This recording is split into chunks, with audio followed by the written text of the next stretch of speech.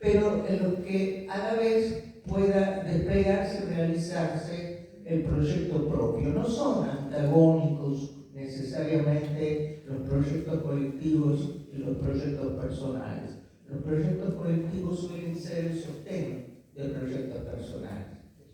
En síntesis, nosotros nos posicionamos por estas preguntas, por el padecimiento, por la posibilidad de una existencia diferente, desde una concepción de sujeto y salud mental. Y esta concepción se relaciona en forma inevitable con la indagación del sujeto en situación.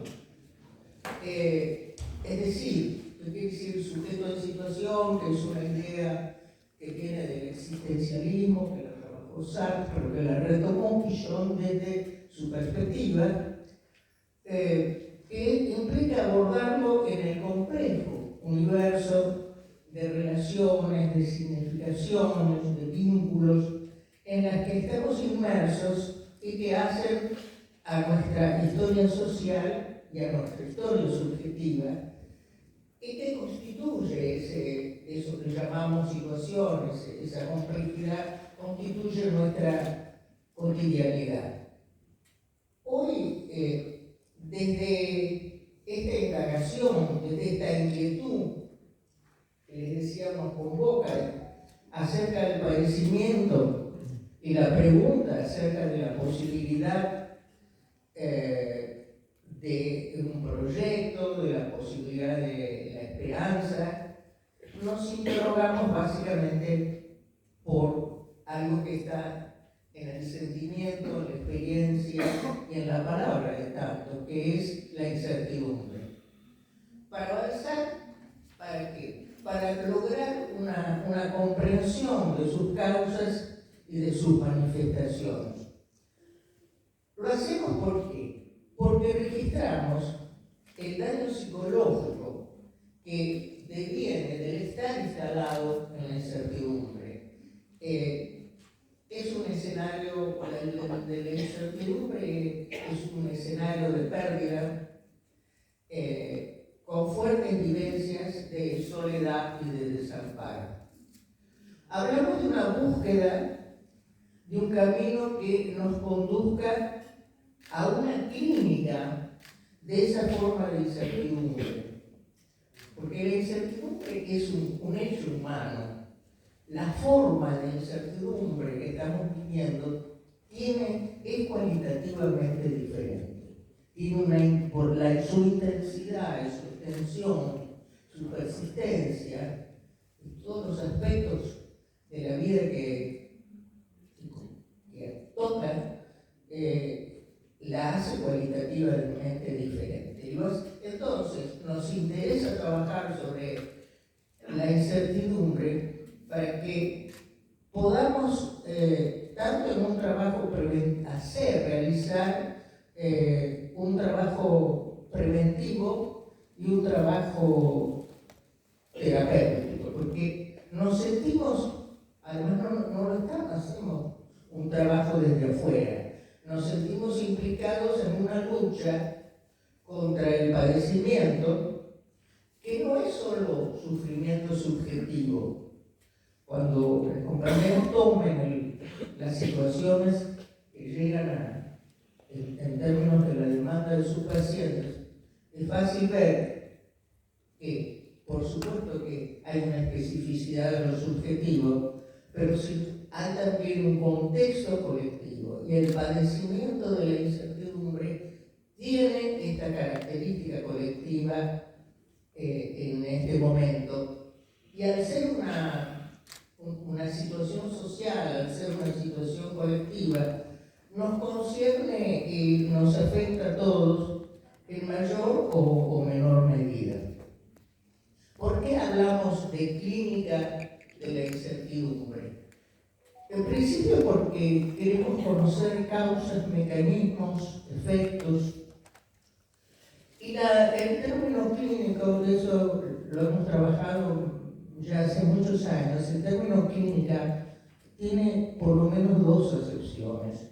Una es el clinos, de ahí viene clínica, que es el que se acerca a aquel que padece. Clinos es llama, está yaciendo. Se acerca para aportarle su apoyatura, su conocimiento. Pero clínica tiene también, desde la antigüedad, otro sentido, que es el encuentro para confrontar y para resolver problemas, situaciones que tienen que ser transformadas, que son de obstáculo, que son de dificultad y padecimiento y que tienen que modificarse. Entonces es también un encuentro, un trabajo compartido. Y en el campo de la clínica, por ejemplo, la clínica médica, y esto empezó hace mucho con la clínica de la tuberculosis, por ejemplo, también se ha ido acercando esta idea de contar con el paciente, ¿no?, como un protagonista, como un actor, es decir, la idea no de una asimetría total, sino de un encuentro en esa lucha para resolver. Entonces, la necesidad se entiende entonces que hay dos líneas que no son antagónicas, que quiere decir clínica, ¿no?, pero que no está encerrada, merece estar en el consultorio, porque hay grados de sufrimiento que no se resuelven si no es a través de ese vínculo particular. Pero que también hay un nivel de sufrimiento en el orden social que tiene que ser encarado de una manera colectiva, una construcción colectiva de salud. La necesidad de indagar la relación entre orden social y subjetividad, esto de sujeto en situación, tal como lo planteaba Pichon, nació esta inquietud nuestra, ¿no?, del sujeto en situación, nació y la experimentamos día a día a partir de nuestra práctica. Esa práctica está marcada por una historia que nos conmovió y nos interpeló en sus momentos, en sus diversos momentos.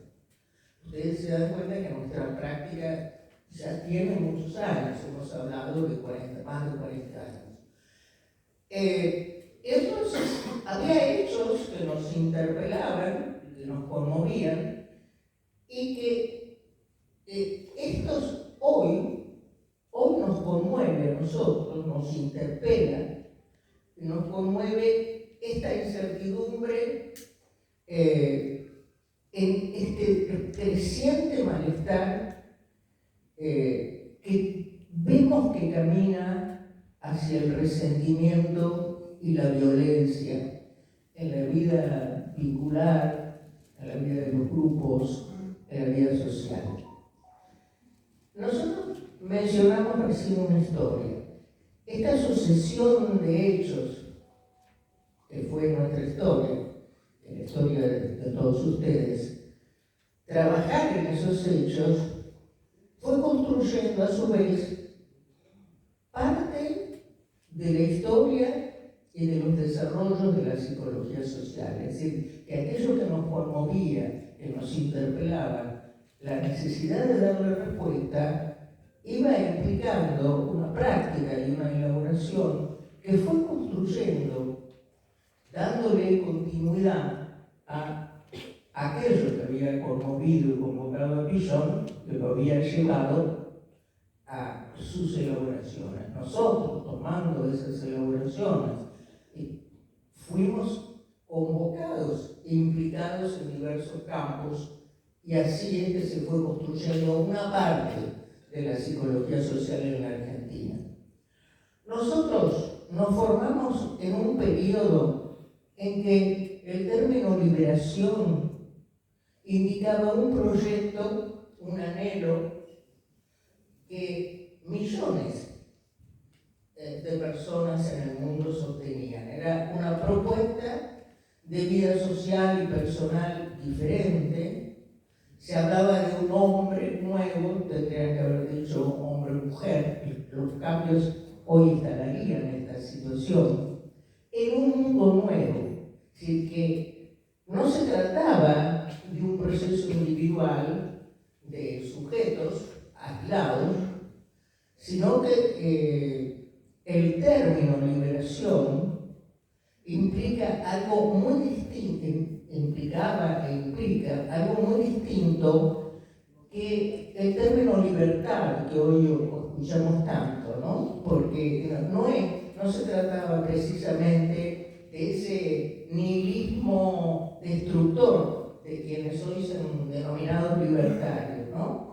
No se trataba de ninguna manera de una libertad anárquica radicalmente individualista y particularmente sostenida en la ira, ¿no?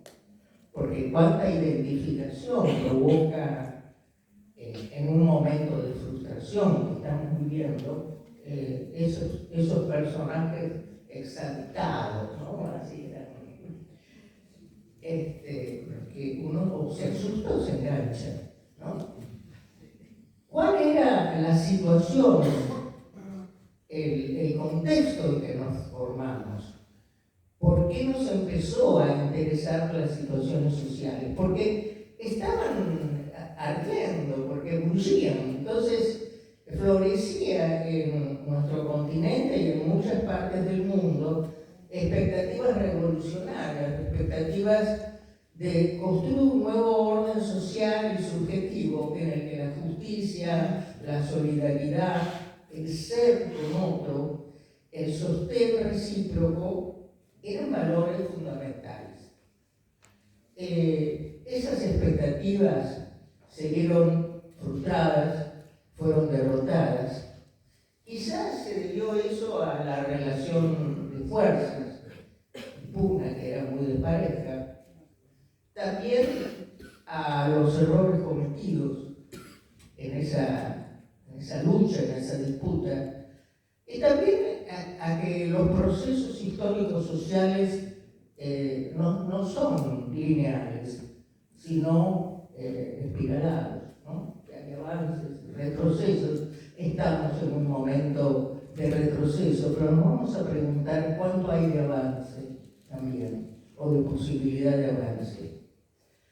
En nuestra región y en forma coordinada se impusieron regímenes de terror. Ese terror era muy particular porque en sus formas comunicacionales, porque se hacía visible en actos concretos y aberrantes, como tirar un muerto en el cuerpo de un muerto, evidentemente no secuestrado, torturado, en el medio de un sábado a la noche en la zona del Obelisco. Es decir, eso era un mensaje. Pero a la vez había un discurso que desmentía lo que percibíamos, lo que se percibía en la calle con los operativos, etc. Lo contado en voz baja, en tanto que estaba impuesto un mandato de silencio. El silencio es salud, decía el Obelisco también. Este terror, ese miedo profundo, impulsó mucho la legitimación, el negacionismo acerca de lo que ocurría con la búsqueda, es decir, todo eso que estaba ocurriendo, había muchos que no lo podían ver, ¿no? Así que otro movimiento que notamos en aquel momento era el refugio en el mundo privado, ¿no? Entonces, yo quiero traer este tema, puede ser por nostalgia, pero no es lo fundamental, sino por dos cuestiones. Una cuestión que hay muchos de los hechos actuales que no se parecen a esa forma del terror, la amenaza, etc., sino a toda la preparación previa, a todo lo que fue el manejo de las contradicciones, de las confrontaciones, de los rumores, los discursos, la manipulación, ¿no? Que esto sí lo reconocemos, ustedes lo reconocen también, ¿no? Lo reconocemos como algo que está existente, los mismos chistes, los mismos términos a veces, ¿no? Pero otra cuestión que me parece muy importante es que podamos ver en este hecho el rol del miedo, ¿no? En este hecho del pasado, lo traemos porque nos puede mostrar el rol del miedo, de la ansiedad, de las vivencias de pérdida y ataque, que tienen, o sea, cómo operan el miedo, la ansiedad, la vivencia de pérdida y ataque en la asunción de ideologías y conductas autoritarias.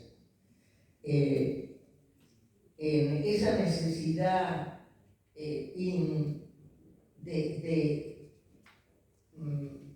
imperiosa, podríamos decir, de localizar un enemigo, ¿no? Hay una situación de padecimiento. ¿Quién tiene la culpa? ¿Dónde tengo que apuntar? Aunque este hecho, en este hecho de localizar el enemigo, que va acompañado de muchos mensajes, se esté cayendo en una trampa que justamente significa la identificación con el agresor, ¿no? Es decir, yo me ubico en vez de mi propio lugar y en mi propia necesidad, del lugar y la necesidad de alguien que en realidad ese es mi enemigo. Creo que este fenómeno se expresa hoy en forma creciente y es una base del pensamiento autoritario que actualmente está en expansión en todo el mundo. Podemos hablar de Le Pen, de Bukele, de Vox, de Trump, de Bolsonaro, de la teoría de la mano dura, ¿no? ¿Yo te dije Bukele? Puede ser, Bukele es algo para tocar, pero Bukele no hay que tocarlo.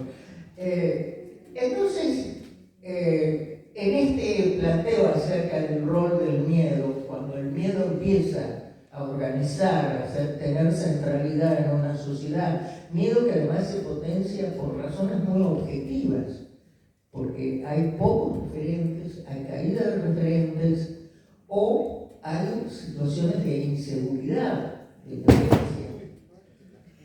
Yo, al plantear esto de la situación del miedo, no quiero dejar de señalar que pese a lo que encubren los relatos de entonces y los relatos actuales, en los 60 y el 70 en nuestro país no hubo solo adhesión y miedo, sino también hubo luchas constantes. Por eso esa dictadura duró poco tiempo, estaba derrotada antes de la guerra de Malvinas. Hubo una lucha constante contra esa dictadura, algunas fueron emblemáticas, como obviamente la de las madres y abuelas, pero se registraron heroicas acciones de solidaridad y de rebeldía. Entonces, frente a esto y frente a veces miradas pesimistas, vale preguntarse, reconociendo por supuesto que se trata de otro mundo en realidad, que cambió mucho el mundo, que hay otras modalidades de organización e instrumentos de trabajo, que hay otras tecnologías absolutamente diferentes de comunicación, que existen otras formas de interacción, porque sí, es otro momento histórico. La pregunta es, ¿existe todavía en nosotros, en los seres humanos, que somos capaces de miedo, que es normal, esa capacidad de lucha? Estoy sin un sonido. Sí. Se apagó la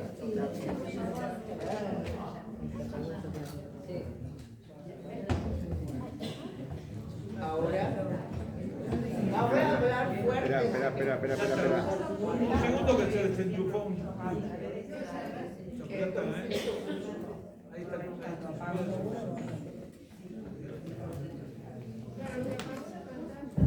A ver, ahora sí. Parece que sí.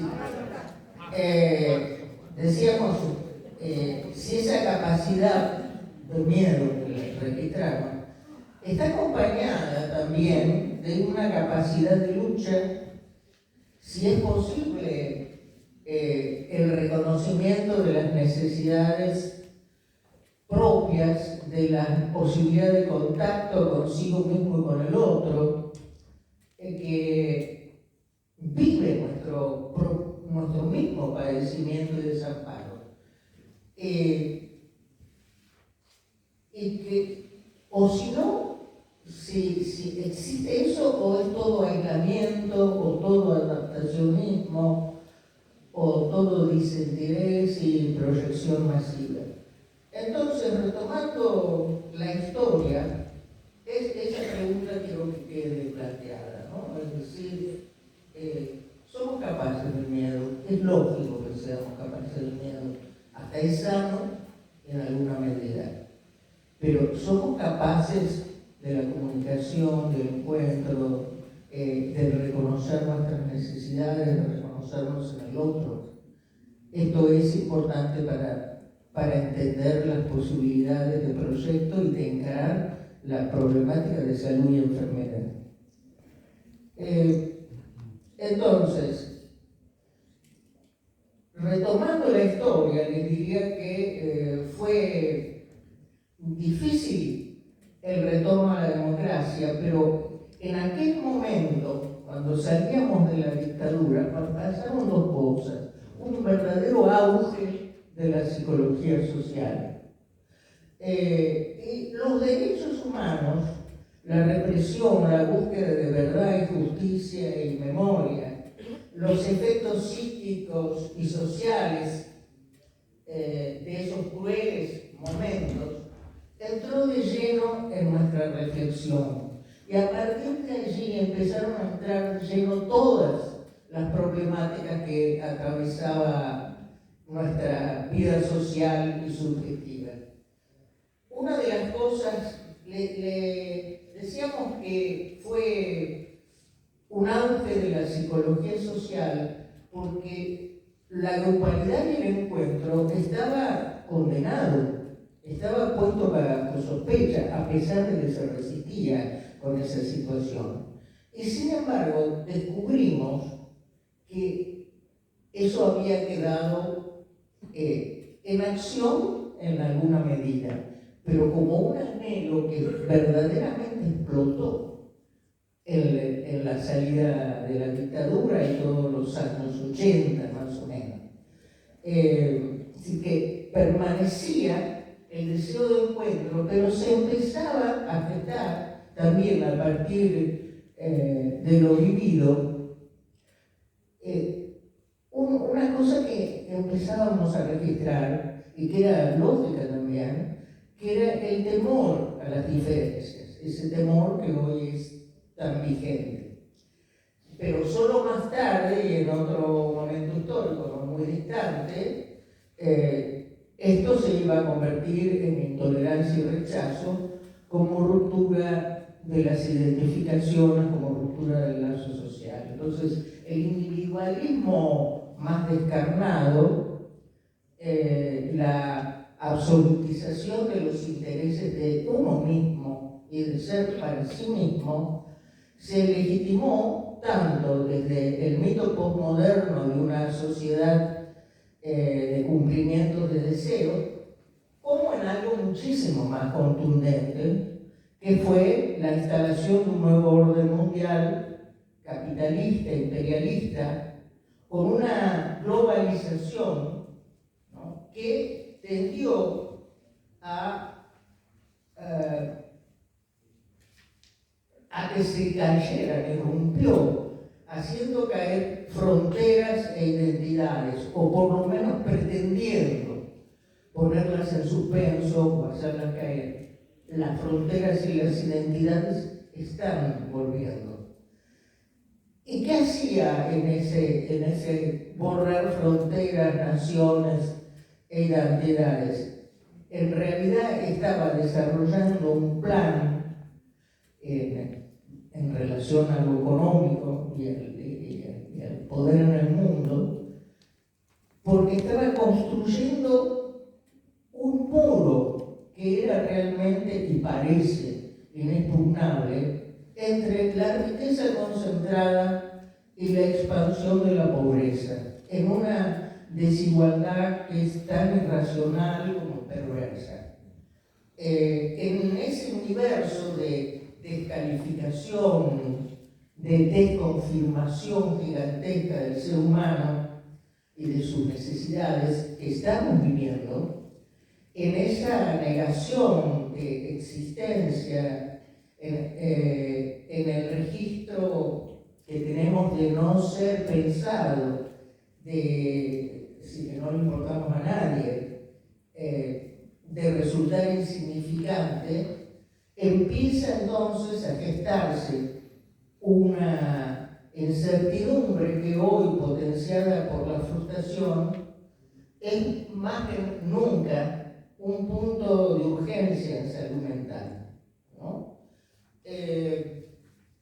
Después vino la pandemia, lo imprevisto, lo siniestro, lo impensado. Y yo estoy saltando procesos históricos, pero hay que dejar que los compañeros hablen.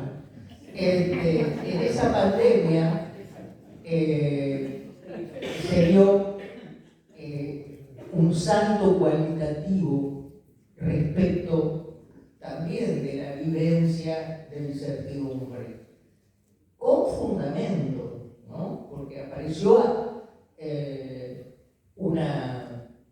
un hecho que decía algo impensable, porque nosotros creíamos que ya eso estábamos más allá y que Occidente no iba a pasarle esto. Pero además, en Occidente, cuando la pandemia cede, que los otros días dejó de ser emergencia mundial, aparece una guerra en el centro de Europa, pero una guerra no como la que hemos visto en el Asia o en zonas de África, etc., sino una guerra que implica la reaparición de la amenaza nuclear.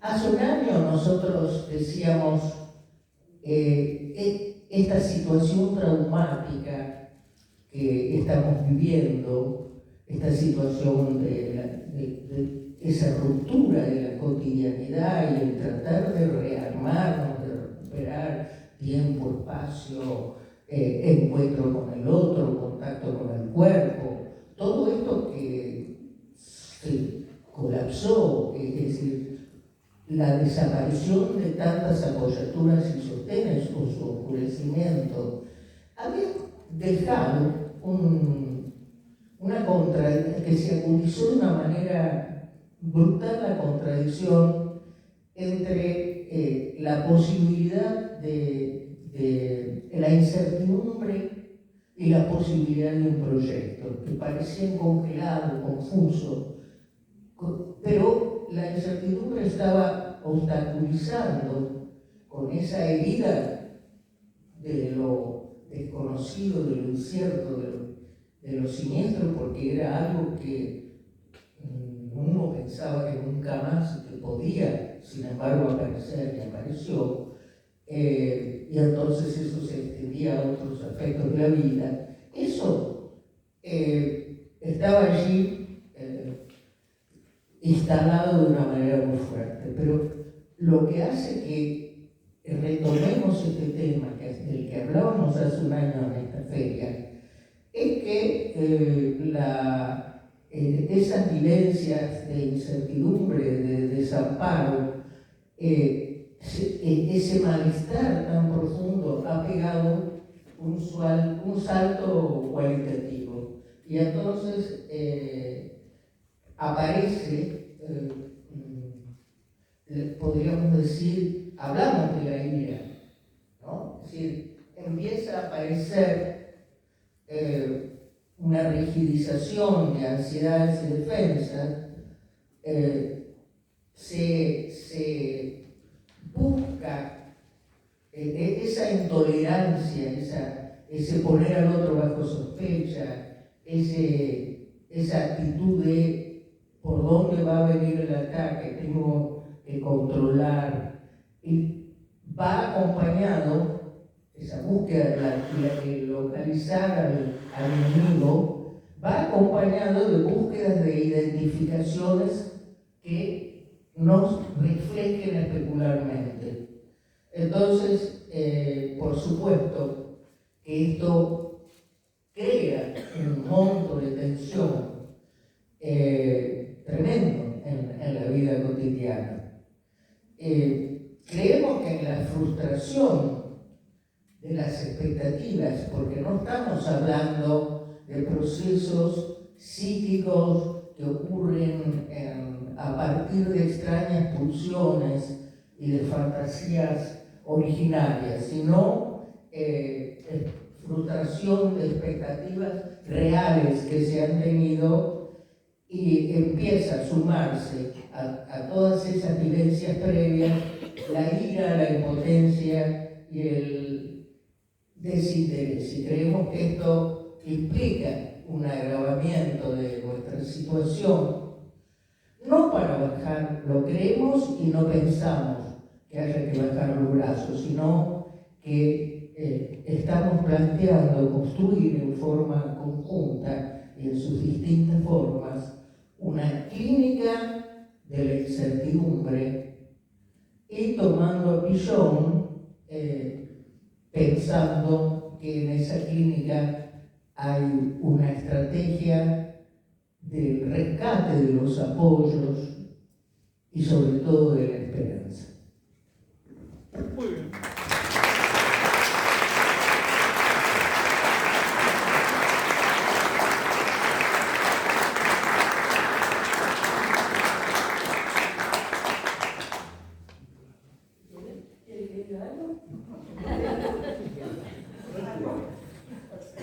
Bueno, yo voy a decir algo que se me hizo muy presente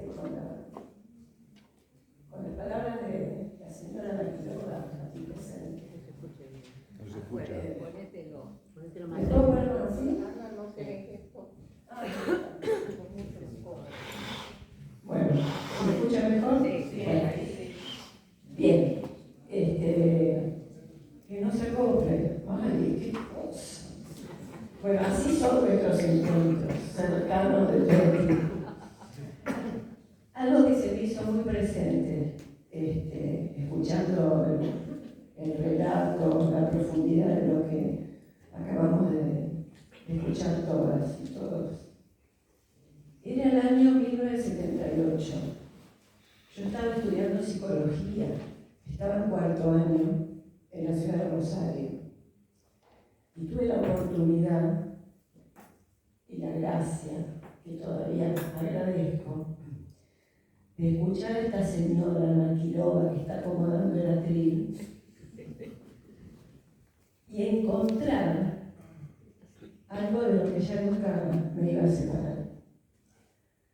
Encontrar un sentido a la profesión que estaba estudiando, de la cual lo único que yo quería era salir cuanto antes de la facultad, de la universidad, recibirme cuanto antes, disparada no sé a qué lugar.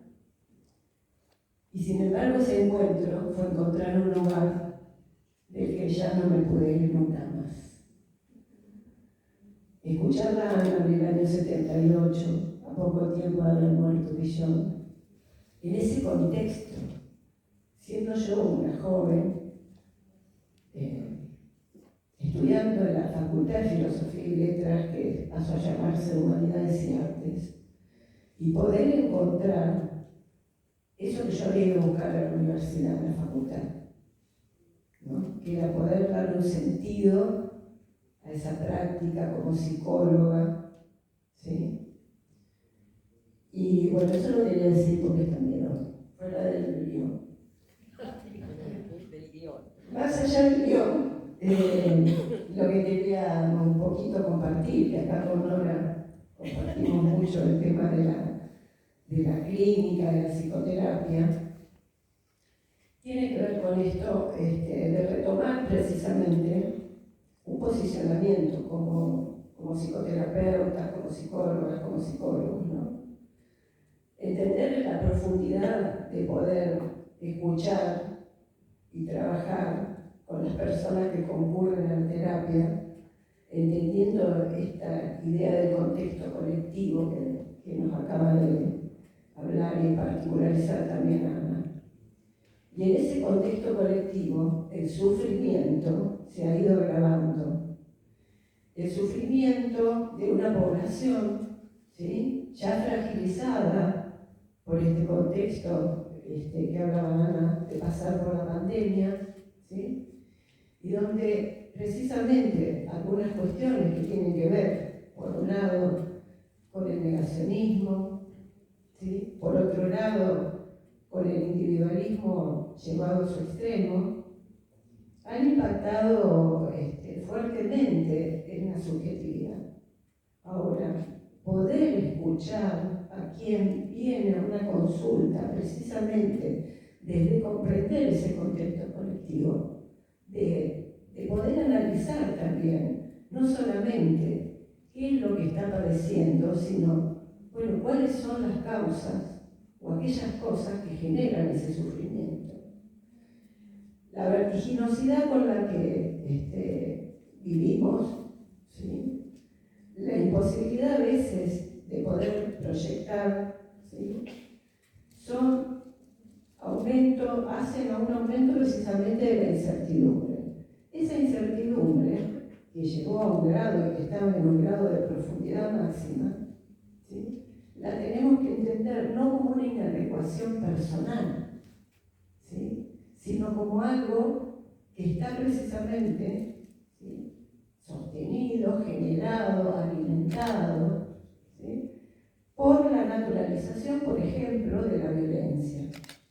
Y digo la naturalización de la violencia porque, por un lado, hablamos mucho de la violencia, de la posibilidad de trabajar desde las cuestiones de género y demás, pero por otro, hay un modelo que está naturalizado de poder solucionar las diferencias a través de la descalificación, a través de la negación de la humanidad del otro, a través precisamente de la manipulación también del otro.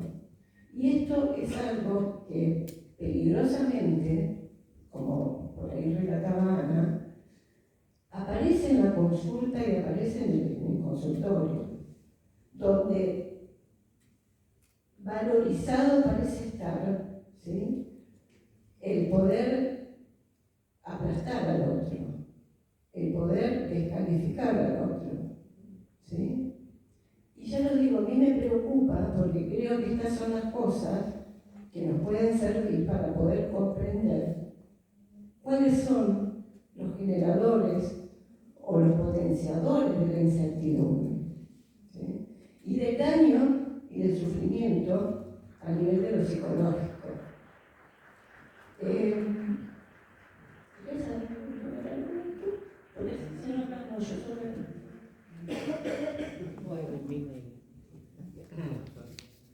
Uno comparto con Ana, con las Anas, no, las Anas, una de las Anas nos ha tirado todo el panorama. Hemos ido charlando y venimos charlando, como dice Ana, históricamente. Y hoy cuando entraba, la verdad que ustedes han entrado por otro lado. La verdad que ese pasillo, con las fotos de los dos lados, me iba marcando lo que habíamos charlado, que Ana iba a desarrollar hoy, ¿no es cierto? Y se nos iban escapando cosas en esta historia, ¿no? De ese contrapunto. Me quedé en la imagen del 2017, cuando vuelven a salir los pañuelos en la calle, porque iba el 2x1. El 2x1, ¿no?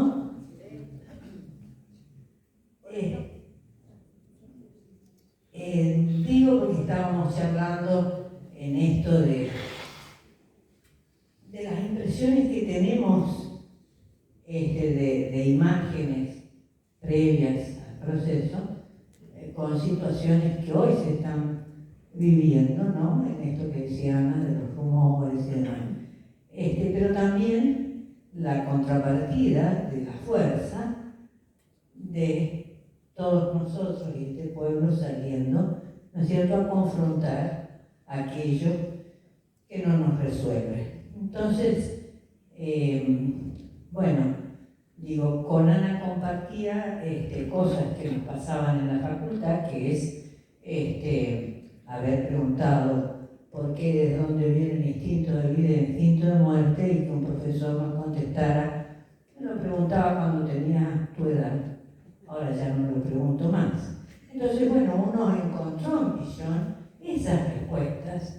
¿Y por qué uno las toma? Porque uno diría, bueno, después de lo que planteó Ana, que es objetivo, que es real, que lo estamos viviendo todos, ¿qué hacemos nosotros sentados en un consultorio? ¿Y qué respuestas podemos dar para enfrentar todo esto que estamos viendo que pasa, ¿no es cierto? Bueno, por lo menos no equivocar el enfoque, ir desde una concepción que tiene en cuenta esa persona que viene con un sufrimiento, pero que a su vez no viene sola, porque viene con el sufrimiento de una familia, de un grupo de pertenencia, entonces tener esa visión donde a esa persona se le pueda ir devolviendo aspectos que tienen que ver con que si cada vez hay más en esto que dice Ana, un mundo, un orden social, mundial, que nos disfraza cada vez más la realidad cuando no resuelve las necesidades de quienes vivimos en esa realidad. La disfraza, la oculta. Si nosotros decimos que nuestro psiquismo se forma en esa relación dialéctica con esa realidad, ¿no es cierto?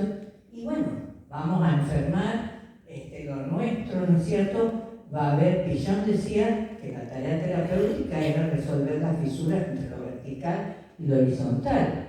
Entonces, cada vez más va a ser la distancia entre esa realidad y cómo yo voy a distorsionar en lo que internalizo, pero porque a su vez me mienten todo lo que sería para ver y leer de esa realidad.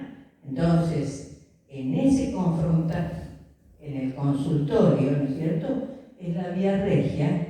Si esto se construyó a través de la experiencia, poder desandar con esa persona, pero también con los apoyos que a lo mejor se desdibujan, pero desde esta concepción los podemos ir a buscar, traer, y por mínimos que sean, ¿no es cierto?, van a dar un apoyo que va a sostener ese psiquismo, ¿no es cierto?, y va a amparar en aspectos a esta fragilidad yoica con la que se presenta, ¿no es cierto?, ir a ese rescate de esas personas. Pero también no solo la confrontación ahí de qué cosas queremos cambiar, podemos cambiar y vemos que están distorsionadas, y saber que ese camino no es sencillo, no es fácil, es complejo, es contradictorio. Pero la misma confrontación se da en los grupos a partir de revisar la historia. También eso que está muy desvalorizado, o sea, la pérdida de valor de las certezas, entonces la pérdida de valor del conocimiento posible, y de que si no conocemos la historia, ¿cómo nos vamos a parar en el presente para poder plantearnos un futuro? Siga. Sí, sigamos nosotros. Si quiere. No dejen afuera. Bueno, es algo que está en nosotros, pero la cuestión es si lo podemos ordenar y ponerlo actualizado. O sea, actualizar quiere decir, en el contexto real en el que vivimos hoy, qué cosas, como decía un rato, nos recuerdan ideas, frases, letreros, actitudes, a aquello que ya vivimos, ¿no? no digo solamente en lo social, en las tragedias sociales y políticas y culturales y económicas que hemos vivido, sino también en las personales, en las que compartimos con otros menos, ¿no? Con grupos más chicos, con estructuras más chicas, la institución donde trabajamos y o el lugar donde sentimos que es nuestra comunidad. Y venía pensando esto como nosotros sí ya tenemos la experiencia, pero ustedes recordarán que la experiencia es parte del conocimiento. No es solamente porque tengo la experiencia que ya tengo la respuesta a lo que pasa. Pero la experiencia que hemos vivido duramente nos ha ido fortaleciendo un tipo de aprendizaje que es colectivo, de ahí nuestra insistencia en trabajar con que la salud mental no es solamente, como dicen ahora, la ausencia del Estado para que las personas sean felices. Y recuerdo que el anterior gobierno había puesto el Ministerio de la Felicidad, será la de Juanito Ortega, que es la única que se me ocurrió. Para los que saben que escribió Juanito en los años 70. Pero les digo, nosotros tenemos ese aprendizaje. La cuestión es recuperarlo, compartirlo, esto que aparece para nosotros tan natural, decir, reagrupemos, o sea, recuperemos el valor de lo grupal, que no se da solamente en nuestras formaciones específicas de psicología social, sino que se da en todos lados. Y la cuestión es que qué bueno cuando algunos, como nosotros, podemos contribuir a que esto se potencie y diga no. Hay una manera muy linda que tiene un grupo de investigadores en México, se llama ACUNA, que es acompañamiento psicosocial a los familiares que tienen desaparecido sus familiares en democracia. Entonces, ellos hablan de afrontar el miedo. Enfrentar el miedo es aquello con lo que nosotros damos contundencia. Yo enfrento el miedo con un palo, con lo que tengo. Afrontar el miedo tiene que ver en estos tiempos reconocer la causa del miedo, reconocer los autores, o sea, estos procesos que se van sumando y que se van potenciando sin que, si no nos damos cuenta, se instalen y naturalicen, como decían las compañeras. ¿Se entiende esto? O sea, para mí creo que uno de los momentos álgidos como este, nosotros estamos a 2 días, ¿cuántos días de las elecciones? Ahora están 3 provincias con elecciones. Y el otro sábado, el domingo, también estamos en otras provincias. ¿Qué quiere decir esa fragmentación? Pensemos. Es una estrategia de quiénes, de los que quieren quedarse con la caja, que vienen teniéndola, los que no, etc. Pero si nosotros no hacemos este esfuerzo, 5 minutos de qué, para llamarlo usted. Tienen que ir los que trabajan, los operadores, 5 minutos. ¿No era las 10? No, 5 minutos, ¿no? Sí, bueno, ya estamos perdiendo 30 segundos. Está bien, en 5 minutos podemos seguir diciéndonos entre nosotros que es lo que queríamos también en esta convocatoria, saber que viene gente inquieta que quiere saber otras cosas o reforzar que no sabe. Creo que esto era para mí la prueba de que hay continuidad en un aprendizaje, que hay que saberlo distinguir a que nos sirve y a que no de esos aprendizajes, para no utilizar otros términos. Y creo que finalmente tenemos que estar cada día más cerca unos de otros en nuestras tareas. Saber que en nuestras tareas hay una que es común a todos, y es salir de esta dependencia, salir de esta ignominia. Después están las particularidades, pero conocernos que tenemos cosas en común es muy importante en esta etapa de desarrollo de la sociedad.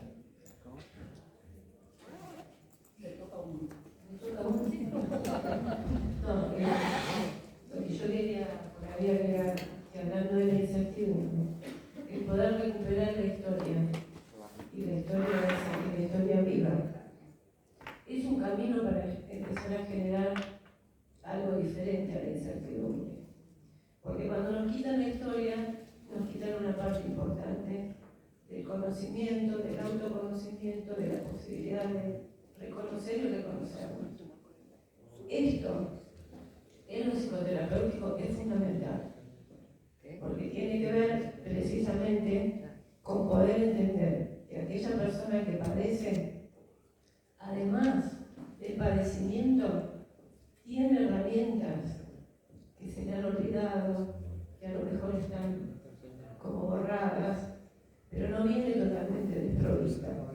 Esto lo aprendimos nosotros de la psicología social, ¿sí? Que es un lugar distinto del terapeuta, de la terapeuta, pero también del paciente, ¿no? En esta cosa activa.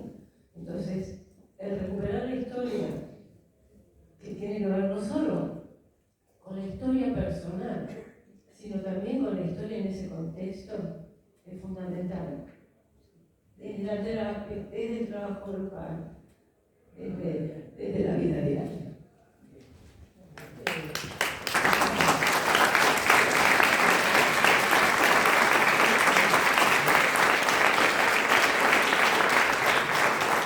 Vamos a hacer una práctica que solemos tener en otros momentos, y es que nos gustaría mucho que expresen mínimamente, brevemente, quiere decir, algo de lo que ustedes tienen pensado, sin extenderse, por favor, para que las cuatro hablen. A ver, acá la compañera.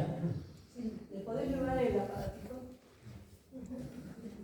Que circule ahí. Yo, además de agradecer realmente, profundamente, lo que escuché, no me voy a extender en eso, pero quería agregar lo siguiente. Nosotros venimos, además de todo esto, de un diciembre sumamente caluroso, en el cual la posibilidad del encuentro se dio, por un lado, de una forma absolutamente extraordinaria, en eso que fue la escaloneta, y que también fue analizado en otro momento, ¿no?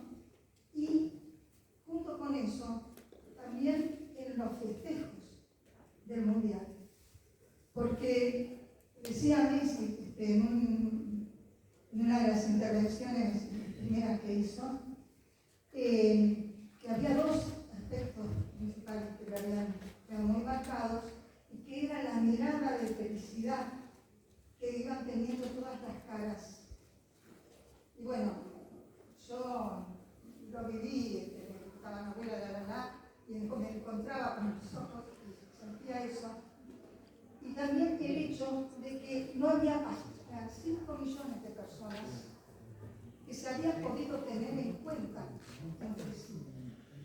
Se habían podido tener en cuenta, digo que yo no estuve, 5, pero eso no solamente porque no pasó ninguna desgracia, cosa que ha sucedido en otros países, sino que incluso hubo de donde se podía tirar agua desde los balcones, gente que no se conocía, pero que se iba corriendo como para que todos pudieran recibir el agua para refrescarse. Bueno. Gracias, Berta, porque si no, sos la única que habla. Por lo menos que haya otro. Bien, Gabriel, 0 segundos. Dos cosas. Lamento interrupción. Acá hay personal que se tiene que retirar. Hay personal que se tiene que retirar. A nosotros nos han dado una hora y nos han extendido un poco la posibilidad por el cambio de sala. Y entonces diríamos que todo esto que estamos hablando, respetemos centralmente los horarios, no tanto por la rural ni por la fundación, el libro en sí mismo, sino por el personal que nos está brindando esta posibilidad.